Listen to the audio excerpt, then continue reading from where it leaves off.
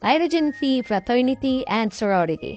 Ang kapatirang ito ay kilala sa palayaw na Tyronians. Kilala rin sila sa bansag na The Beginning of Goodwill Fraternity.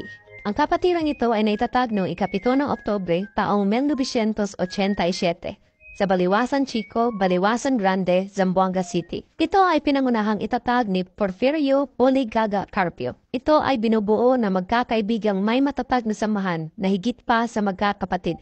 Sila ay may motto na every Tyronian stands with its own feet, fights with its own hands, live and die with its own dignity. Sa ngayon, isa na ang Tyrogen Phi sa maituturing na matatag na kapatiran na nagmula sa Zamboanga Peninsula.